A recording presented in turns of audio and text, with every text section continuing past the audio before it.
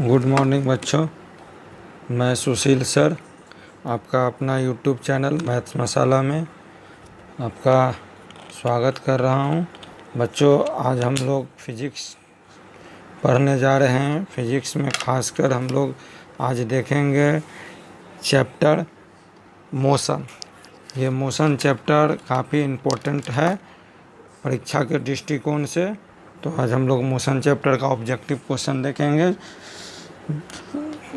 जो लोग चैनल पर नए आए हैं तो चैनल को सब्सक्राइब कर लीजिए। वीडियो पसंद आए तो लाइक कीजिएगा और किसी तरह का सुझाव हो तो कमेंट कीजिएगा। चलिए देखिए, क्वेश्चन हम लोग स्टार्ट करते हैं बच्चों। क्वेश्चन कहता है कि कार्य का मात्रक है।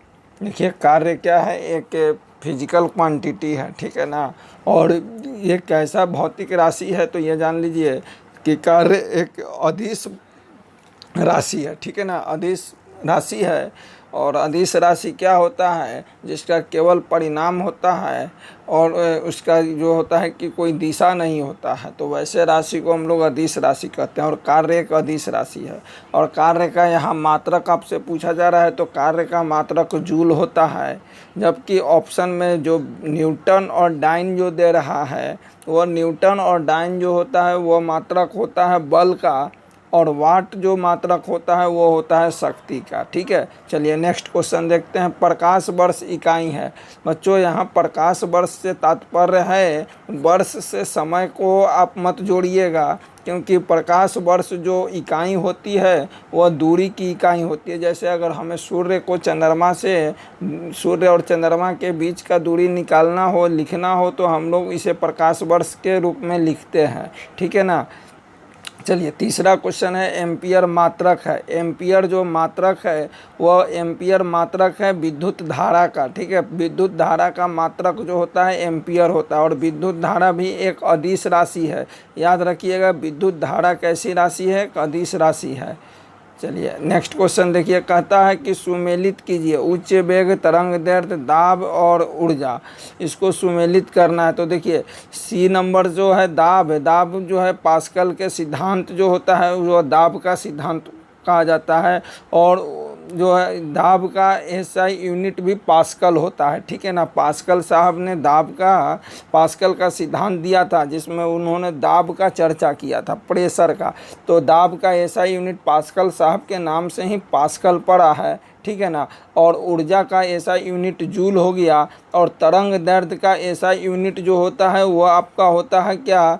तरंग दैर्ध्य का होता है मैक। और उच्च वेग का हो गया एंगस्ट्रम। तो आपका इस तरह से आंसर हो गया आपका ए नंबर, ठीक है। 5 नंबर क्वेश्चन देखिए, ये सुमेलित कीजिए कहता है। तो यहाँ पर जो है कि जूल, एम्पियर, वाट, वोल्ट और कैलोरी, ये सारा जो चीज़ है ना, जूल है, एम्पियर है, वाट है, वोल्ट है, कैलोरी है, तो ये सारा चीज़ जो है आपका क्या है?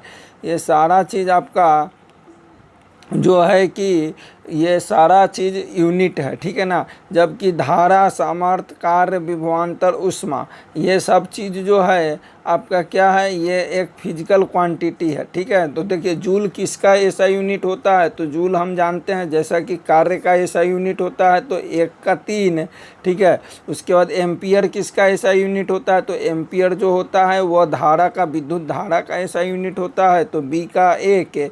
और वाट जो यूनिट होता है वह शक्ति का यूनिट होता है। और विभवांतर, जैसे विभवांतर हो गया, विभव का अंतर को विभवांतर कहते हैं, तो ठीक है ना।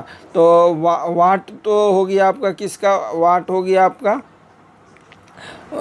वाट जो हो गया वो आपका हो गया किसका हो जाएगा? यहाँ पर वाट जो हो जाएगा आपका वाट हो गया धारा, सामर्थ्य, कार्य, विभवांतर, ऊष्मा। सामर्थ्य का हो जाएगा वाट, और वोल्ट हो जाएगा किसका? विभवांतर का। और कैलोरी किसका हो जाएगा? ऊष्मा का, ठीक है। चलिए नेक्स्ट देखते हैं। नेक्स्ट कहता है कि सुमेलित कीजिए। देखिए इसमें क्या कहता है? त्वरण, बल और कृतकार और आवेग, ये सब क्या है? फिजिकल क्वांटिटी है। जबकि दूसरी सूची में दे रहा है यूनिट, इकाई दे रहा है जूल, न्यूटन सेकेंड, न्यूटन और मीटर पर सेकेंड स्क्वायर, ठीक है। तो त्वरण का ऐसा यूनिट जो होता है, त्वरण का, जिसको हम लोग एक्सेलरेशन कहते हैं, उसका एसआई यूनिट जो होता है मीटर प्रति सेकंड स्क्वायर होता है, तो ए का 4। उसके बाद बल का एसआई यूनिट जो होता है वह न्यूटन होता है, तो बी का 3। और कार्य का एसआई यूनिट जो होता है वह जूल होता है, तो सी का 1। और आवेग का एसआई यूनिट क्या होता है, आवेग का एसआई यूनिट जो होता है न्यूटन सेकेंड होता है, मतलब डी का 2। ठीक है, चलिए नेक्स्ट देखते हैं हम लोग।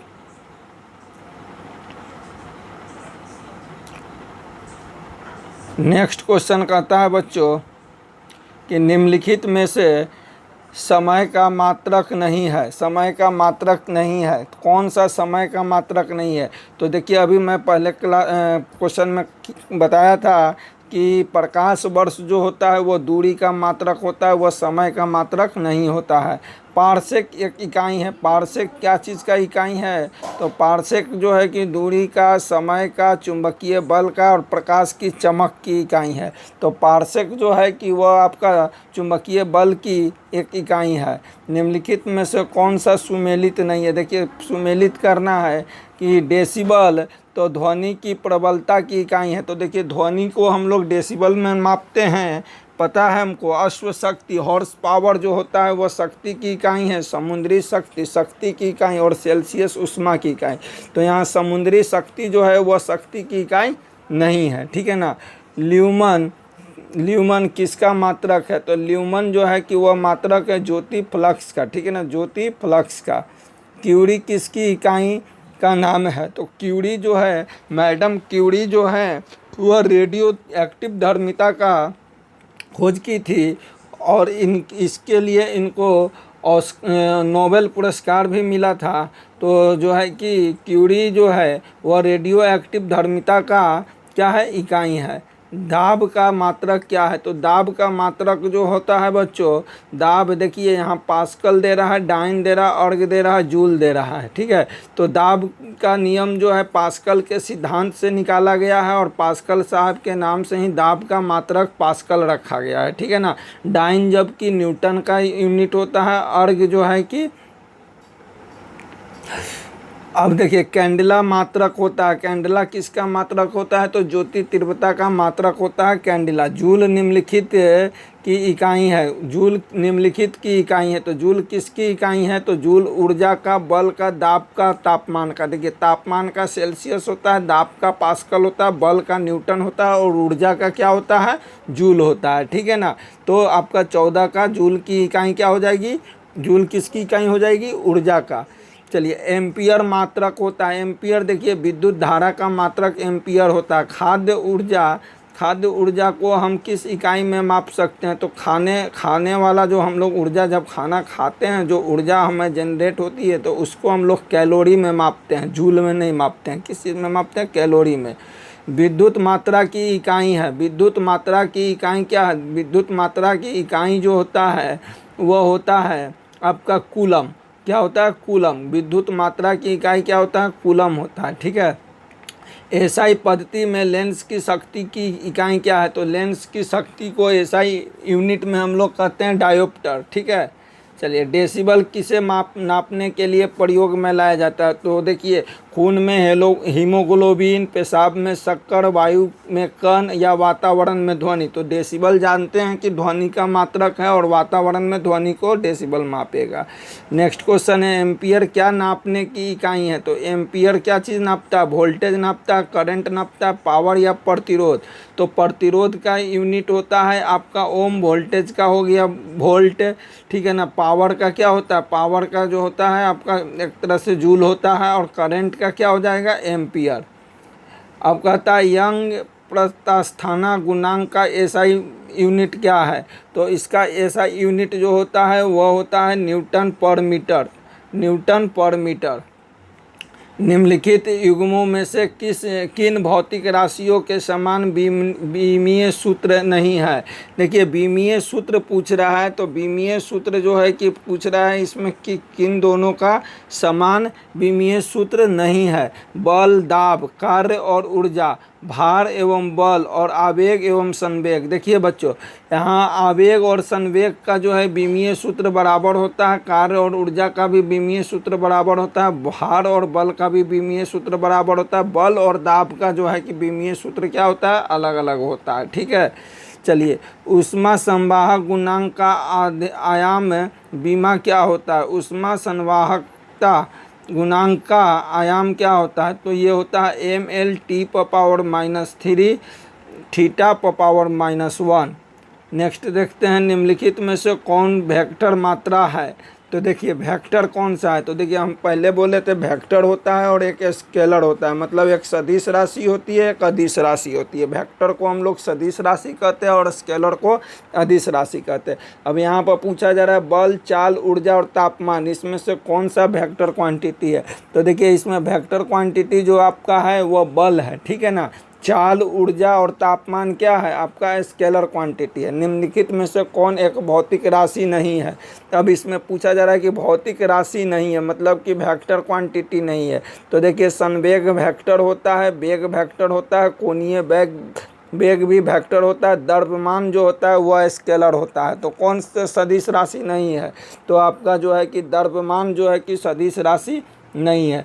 26 नंबर देखते हैं, यदि अदिश राशि है, कौन सा अदिश राशि है, ऊर्जा, संवेग, बल, आघूर्ण, उपयुक्त सभी। तो देखिए यहाँ पर जो है कि ऊर्जा एक अदिश राशि है, ठीक है ना। संवेग और बल, आघूर्ण क्या है, सदिश राशि है, लेकिन ऊर्जा क्या है, अदिश राशि है। निम्नलिखित में से कौन सी एक सदिश राशि है, तो देखिए यहाँ पर बोला जा रहा है कौन सी सदिश राशि है, संवेग, दाब, ऊर्जा और कार्य। तो देखिए ऊर्जा, कार्य और दाब जो होता है वह अदिश राशि होता है, संवेग एक सदिश राशि होती है, ठीक है ना। चलिए नेक्स्ट क्वेश्चन देखते हैं, निम्नलिखित में से कौन सी राशि सदिश नहीं है। निम्नलिखित में से कौन सी राशि सदिश नहीं है, मतलब कि अदिश सदिश नहीं है, मतलब कि इसमें हमको अदिश राशि खोजना है। तो विस्थापन, वेग, बल और आयतन। तो देखिए विस्थापन, वेग और बल ये कौन सी राशि होती है, सदिश राशि होती है। आयतन होता है जो अदिश राशि होता है। निम्नलिखित में से सदिश राशि है, इसमें बताना है हमको कि सदिश राशि कौन सा है। तो वेग, द्रव्यमान, समय और लंबाई। इसमें वेग जो है कि सदिश राशि होता है, बाकी द्रव्यमान, समय और लंबाई क्या होता है, अदिश राशि होता है। अब आज का लास्ट क्वेश्चन देखते हैं हम लोग। दो वेक्टर जिनका मान अलग है, उनकी दिशा अलग होगी, उनका परिणामी शून्य होगा, उनका परिणामी शून्य नहीं हो सकता है, इनमें से कोई नहीं। देखिए बोल रहा है कि दो वेक्टर जिनका मान अलग है, देखिए दो वेक्टर जिनका मान अलग है उनकी दिशा अलग होगी, ज़रूरी नहीं है कि दिशा अलग हो, ठीक है ना। ठीक है, दूसरा कहता उनका परिणामी शून्य होगा। देखिए मान जब अलग है तो जब मान तो शून्य होगा नहीं, ठीक है ना, और ज़रूरी नहीं है कि शून्य नहीं होगा, उनका परिणामी शून्य नहीं हो सकता है। देखिए अगर मान अलग अलग है तो परिणामी शून्य होगा, ये हो नहीं सकता है, ठीक है ना। तो उनका परिणामी शून्य नहीं हो सकता है। देखिए यहाँ पर आपका जो है कि आंसर होगा बी नंबर, या इनमें से कोई नहीं। तो इसमें आपका जो है कि हम लेके चलेंगे इनमें से कोई नहीं, ठीक है ना, डी नंबर। क्योंकि देखिए यहाँ पर कर रहा है दो वेक्टर जिनका मान अलग है, तो मान अलग है, लेकिन मान अलग है तो देखिए मान अलग होने के कारण दिशा अलग होगी, ये ज़रूरी नहीं है। अगर उनका परिणाम शून्य होगा, ये भी ज़रूरी नहीं है कि मान अलग होने से उसका जो है कि परिणाम शून्य हो, और ये भी ज़रूरी नहीं है कि शून्य नहीं भी हो सकता, हो भी सकता है, नहीं भी हो सकता। इसलिए इसका हम लोग उत्तर लेके चलेंगे डी। मतलब कि कहने का मतलब है कि दो वेक्टर जिनका मान अलग हो उसकी दिशा भी सेम हो सकती है, ठीक है। दूसरा, उनका परिणामी भी शून्य हो सकता है, ये भी हो सकता है। तीसरा, उनका परिणामी शून्य नहीं भी हो सकता है। तो इसलिए हम लेके चलेंगे कि इनमें से कोई नहीं। चलिए आज का क्वेश्चन बच्चों यहीं पर समाप्त करते हैं। नेक्स्ट सेशन में हम लोग जो है कि आगे और क्वेश्चन मोशन चैप्टर का करेंगे।